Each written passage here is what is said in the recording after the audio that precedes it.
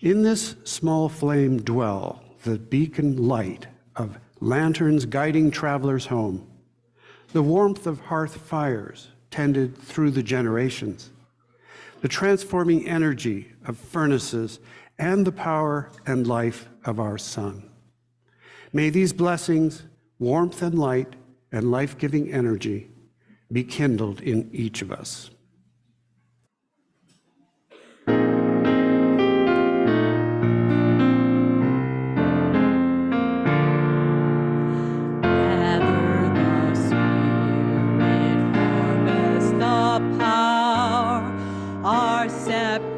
Fires will kindle one flame. Witness the mystery of this hour.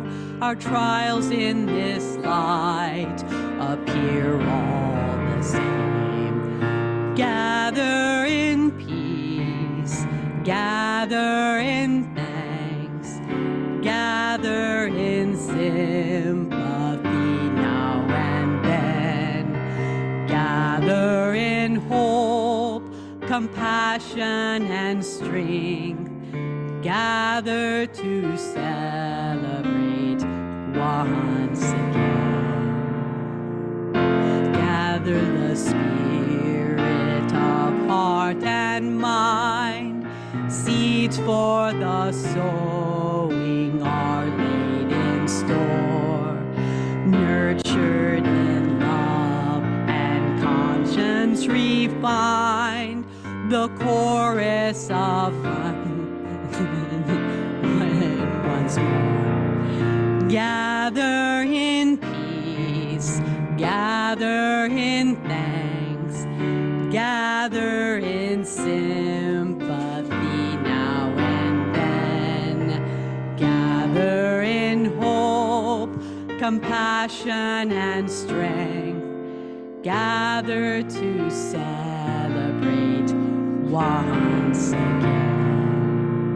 Gather the spirit growing in all, drawn by the moon and fed by the sun. Winter to spring and summer to fall, the chorus of life resounding as one. Gather in peace, gather in thanks, gather in sympathy now and then. Gather in hope, compassion, and strength. Gather to celebrate once again.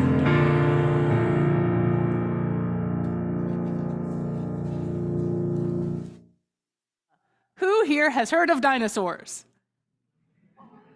I mean, okay, that was kind of a, okay, right?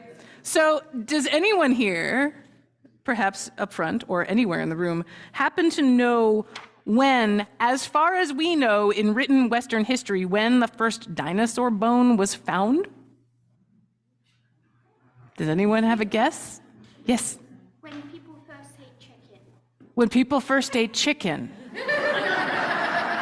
I like that answer very much. Does anyone know? Does anyone happen to have this little bit of trivia at the tip of their tongues? No. 1677. As far as we know, right? Because we know about Western cultures and places with written histories, and there may very well have been people finding dinosaur bones in other parts of the world, but we have the history that we have, and we learn more about it all the time. Hint for what's to come.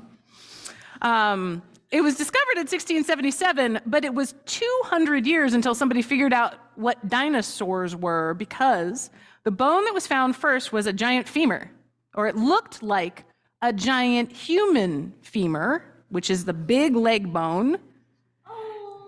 Oh, yes. So Probably why they thought giants were real. exactly.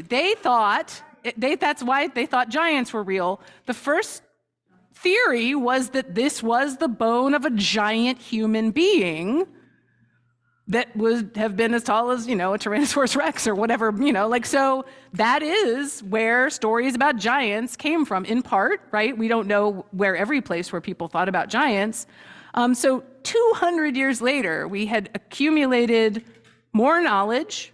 We learned more about fossils. We found old things in the ground over and over. And we kind of figured out, slowly over a couple hundred years, that they were dinosaurs, not giant human beings. But even that story is kind of interesting about how we didn't know what it was, but we knew it was something different and special and unusual. So we got curious, and we kept asking questions, and we learned more and more until we figured out what dinosaurs were, to the best of our ability to know about anything that lived 65 million years ago, right? So if you have a story right now that you love, I'm going to ask you, anyone have a favorite story right now, like a book, a favorite movie, a favorite story? Yeah.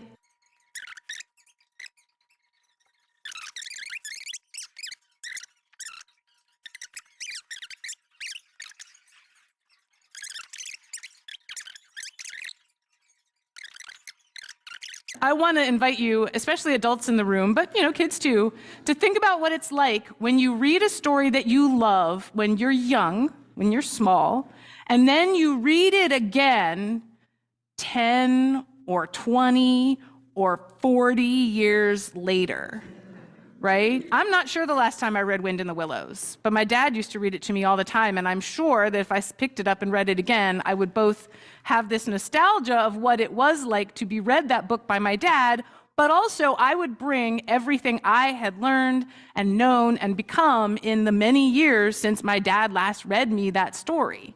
So we're going to be thinking about how stories and our relationships to them change over time.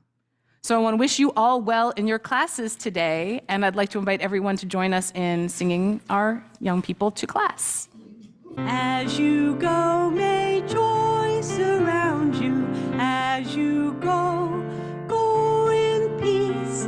Know our love is with you always. As you go, as you go.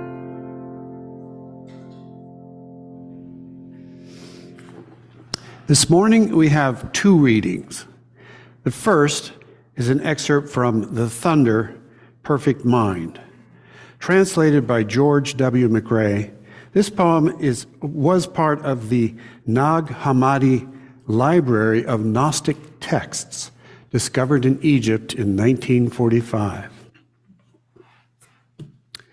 I am the knowledge of my inquiry, and the finding of those who seek after me, and the command of those who ask of me, and the power of the powers in my knowledge of the angels, who have been sent at my word, and of the gods in their seasons by my counsel, and of spirits of every man who exists with me, and of women who dwell within me.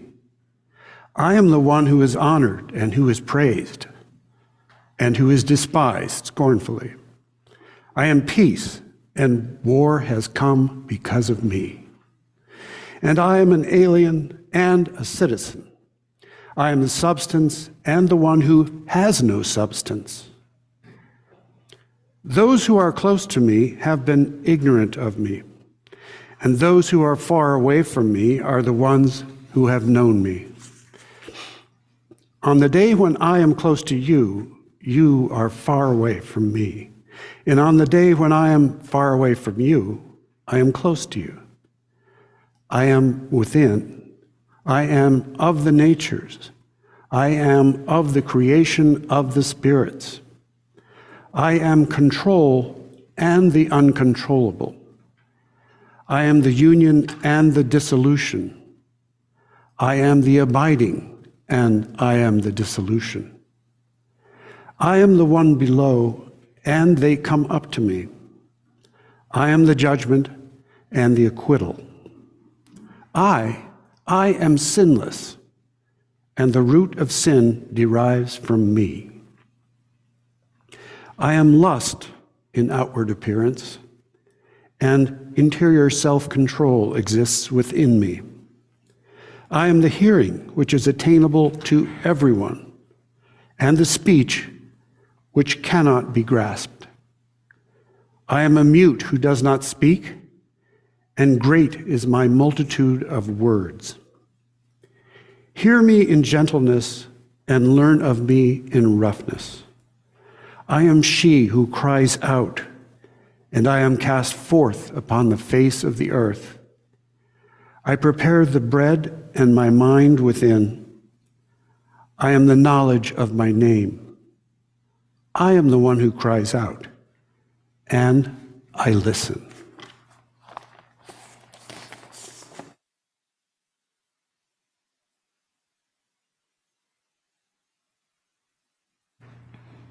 Thank you, Steve. Our second reading this morning is an excerpt from I Am That I Am, name given to a monologue written by Mike Flanagan. This monologue is delivered by the character Erin Green as she is dying in the final episode of the Netflix limited series Midnight Mass. The body stops one cell at a time, but the brain keeps firing those neurons. Little lightning bolts like fireworks inside, and I thought I'd despair or feel afraid, but I don't feel any of that, none of it, because I'm too busy. I'm too busy in the moment, remembering. Of course, I remember that every atom in my body was forged in a star.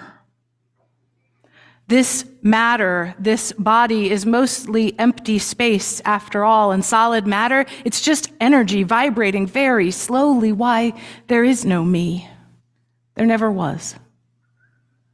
The electrons of my body mingle and dance with the electrons of the ground below me and the air I'm no longer breathing. And I remember there is no point where any of this ends and I begin. I remember I am energy. Not memory, not self, my name, my personality, my choices all came after me.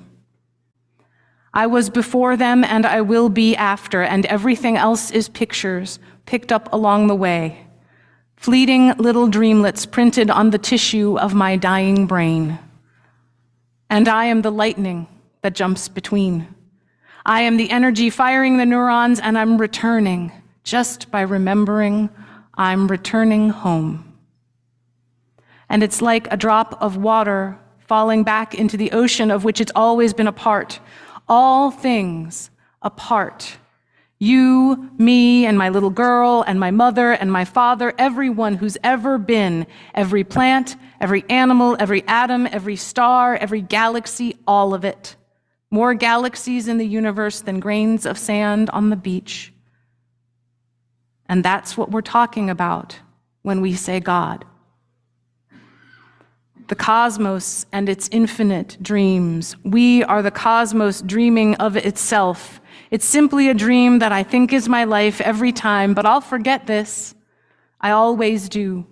I always forget my dreams.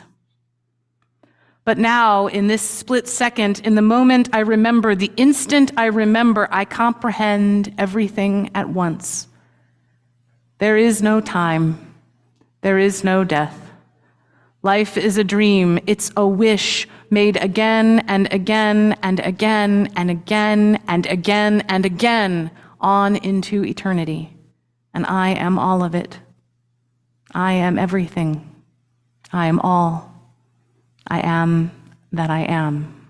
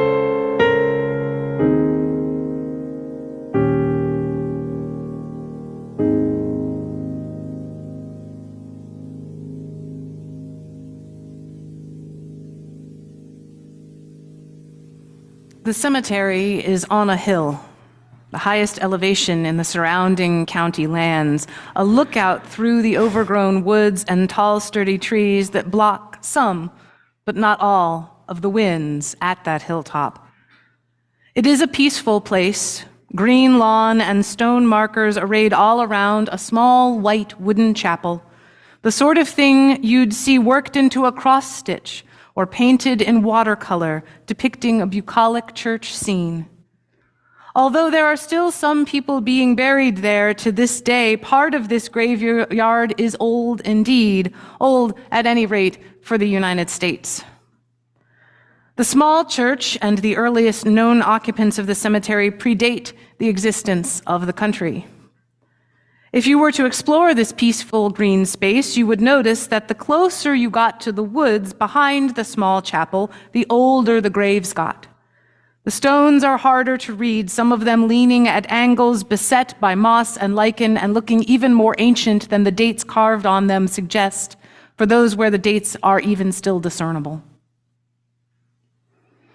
So hold the image of what this spot looks like in your mind for me, please. Big sky overhead, tall trees surrounding, small white church with a red door, and gravestones from modern to colonial and pre-colonial times. We're going to come back here. But right now, we're going to go back to the first reading. I am the hearing which is attainable to everyone, and the speech which cannot be grasped. I am a mute who does not speak, and great is my multitude of words. Hear me in gentleness, and learn of me in roughness. I am she who cries out, and I am cast forth upon the face of the earth. I prepare the bread and my mind within. I am the knowledge of my name. I am the one who cries out, and I listen. And this poem comes from, as we heard, The Thunder, Perfect Mind is the name of the poem, one of over 50 ancient texts unearthed at the town of Nag Hammadi in Upper Egypt in 1945. The discovery of these papyrus texts bound in leather had a tremendous impact on the study of early historical Christianity. The Gnostic Gospels and other texts therein were believed to have been hidden and some almost certainly destroyed when there was an effort to create a cohesive Christian scripture and orthodoxy. Gnosis is a word derived from the Greek root for knowledge and means particularly special knowledge of spiritual mysteries. This poem, in a voice both decidedly within the realm of the divine feminine and also speaking boldly outside the too easy binary definitions of not only gender but all aspects of human experience, is not in the Bible. It's not anything I ever heard in a Catholic church when I was growing up. I first heard this text in a Unitarian church, which makes sense. The early Gnostic Christians placed the highest value on personal experience of the divine, much as the liberal religious tradition that describes our history also embraces reason and personal experience over scripture and tradition. And it shook me to hear this text, to hear such a powerful voice of wisdom transcribed to place themselves both within the constructs of good and evil, of above and below.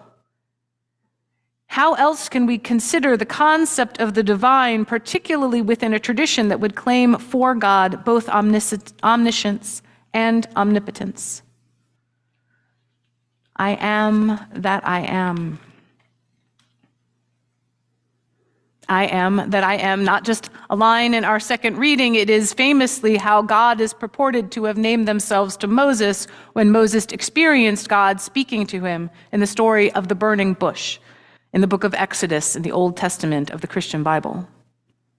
Given this association, it is a bit audacious of a line to put in the mouth of any fictional character, much less that of a woman dying in a horror series on a popular streaming media platform. She is being killed by a vampire. It's a really good show. I invite you to check it out. We could go deeper into that another time, and maybe we will. But before we get to that famous line, though, I'd like to revisit this part of the text. And it's like a drop of water falling back into the ocean of which it's always been a part. All things a part. You and me and my little girl and my mother and my father and everyone who's ever been, every plant, every animal, every atom, every star, every galaxy, all of it. More galaxies in the universe than grains of sand on the beach. And that's what we're talking about when we say God. The stories that I was told about God when I was small also did not sound like this. In the Catholic Church, we spoke of the church as the body of Christ, but that metaphor did not feel large enough to me. Yes, it made sense that we were called to care for everyone within the church the way that we should each care for all of the parts of our bodies. But what about everything outside the human body? What about the fiery energy of the stars and the life clinging hard at every deep-sea volcanic vent? What about those dinosaurs that we talked about and everyone who lived before us, not to mention everyone who will come after? It is the sense of scale that I wanted to hear as I discovered the world's wonders, the world's stories for myself. It's what made me hear this monologue watching this television show and think of this other piece of writing, this ancient Gnostic text where the person putting ink to papyrus was imagining the vastness of God throughout space and time. In this monologue, given in the moments when the character Aaron Green is dying, the vastness of God becomes both larger and more personal. Let's pick up with those last few lines. The cosmos and its infinite dreams. We are the cosmos dreaming of itself. It's simply a dream that I think is my life every time. But I'll forget this. I always do. I always forget my dreams.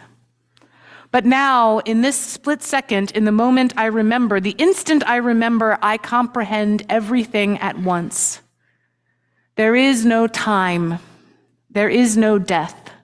Life is a dream. It's a wish made again and again and again and again and again and again on into eternity.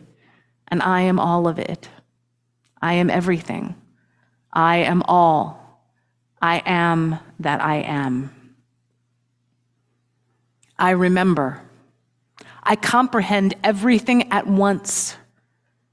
I am that I am. You are that you are. We rely so much on stories. They shape the way we think of the world. The stories we may hear in houses of worship in our childhood may affect our relationship both to the concept of God and our understanding of how we should treat each other. If we are all connected in this profound way, each holding within ourselves the moral complexity of beingness, I am the one who is honored and who is praised and who is despised scornfully. I am peace, and war has come because of me. If that is who we say we are, if the narrative of all we are is so large, then we must know and understand that this miracle is represented within each of us. We must live with one another in a way that recognizes this profound connection and honors it. This is our interdependent web of all existence. We are all of it, and we are but a part of it.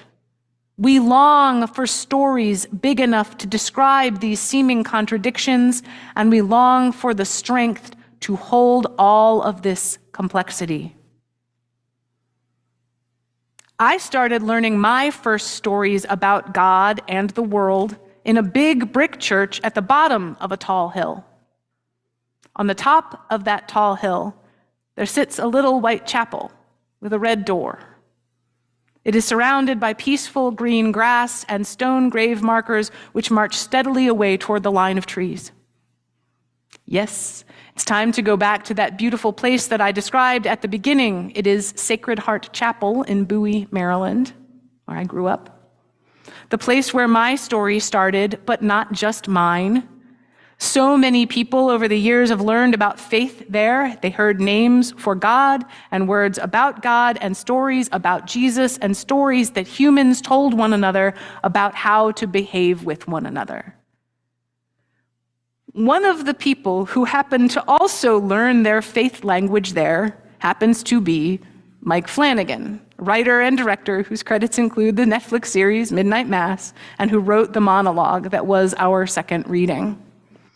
This monologue meant a lot to me before I learned that Mike and I shared this in common, that he served as an altar boy in many masses with my father, serving as deacon, that the design of the chapel in the series Midnight Mass was influenced by that little white chapel on the hill. And when I learned about that, my story changed. My sense of relationship to that story changed, and I thought of it hearkening back to a story I heard years ago, changing. I took one faith path out of that place, and Mike took another. And there are countless others whose journeys are also unique. Each spiritual journey is unique, but we are all connected. We all have ground of our history and a part of what shaped us laying in the earth at that hill and its surrounding land. Everyone who ever worshiped there and the people untold generations there before us. Up on that hill, just outside of that chapel, my father is buried. And the last time I went to visit his grave in December, I noticed that the woods behind the chapel, heading past the last of the oldest graves and further down the hill, were full of orange surveyor's flags. I wondered, what's that? But in short order, I turned my attention to spending time at the place where I said goodbye to my father's earthly existence. But soon, I learned what those flags were, along with many people, and you may have heard this story too. It did gain some national coverage. The Little White Chapel is a historic building, built first in 1744. It is the site where John Carroll was installed, the first Catholic bishop to be declared such on North American soil. It is also the site of the Jesuit plantation named White Marsh. This plantation existed because of the labor of enslaved people, and the small orange markers in the woods represented hundreds of graves of those who worked this land in bondage to others who did not see their humanity. Now, there are stories on every part of this land we now call home, this land that was home to so many before us and will be home to so many that come after us. There are stories that we know and tell again and again, and there are the ones that are buried. When we receive new information, when we dig down into the ground of our being and ask at every age, who are we? And how are we to be? We must give our attention to that which is brought to the surface. In a recent update on the ongoing project at Sacred Heart, where parishioners are working with anthropologists, archaeologists, historians, and the descendants of those enslaved at White Marsh, it is noted, this is an important act of justice and work of mercy to care for each of our brothers and sisters buried on our parish grounds, especially those who were not treated with respect and dignity during their earthly life. Justice and mercy, equity and inclusion. There are stories untold. There are stories erased. There are lives who were destroyed by systems that perpetuated this erasure. I am grateful that the place where I first learned about some of the many names of God is doing this work. And I implore all of us to examine the stories of our own lives, the stories of our own times. There are still stories untold. There are stories and lives erased, lives still being destroyed by systems that have perpetuated that erasure. If we are to learn to tell better stories of how we are to be with one another, if we want to act with justice and mercy right now, in a direct counterpoint to these erasures, we must examine the truth in our hearts. Black lives matter. Trans lives matter. We must not allow the injustice of erasure to continue. I am the one who cries out, and I listen. May we listen. May we learn. May we answer.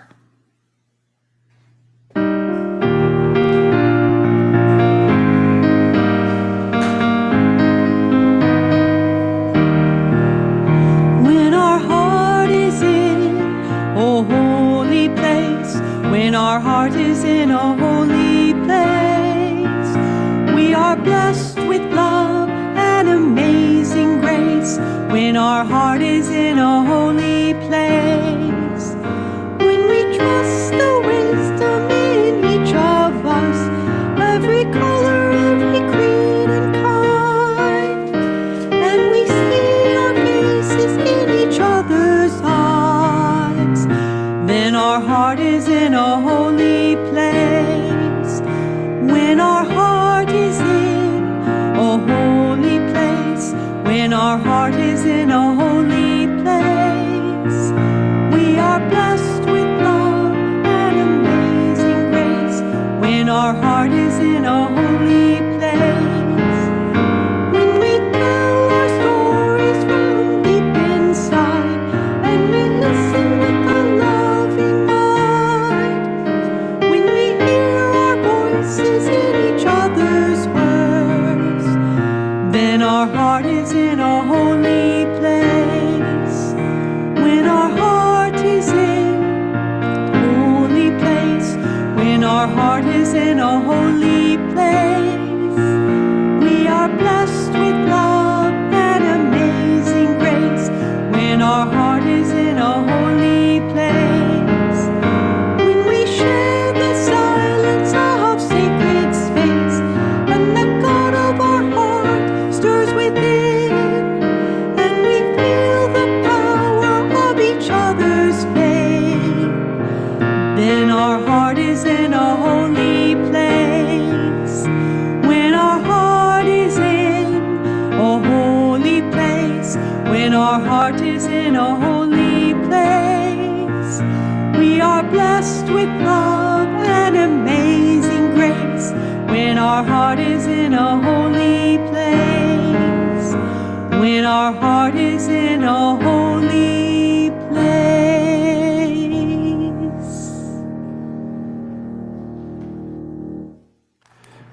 Please join us in extinguishing our chalice and your home chalices if you have lit them with these words. We extinguish this flame, but not the light of truth, the warmth of community, or the fire of commitment. These we carry in our hearts until we are together again. May our journeys be grounded. Roots hold us close, wings set us free, again from our beloved hymn. Let us take that information that is unearthed within us, within our own societies, within our sense of history, and may we use that turning of the soil to grow more, to grow in strength, and to grow in love, kindness, and in compassion. So may it be.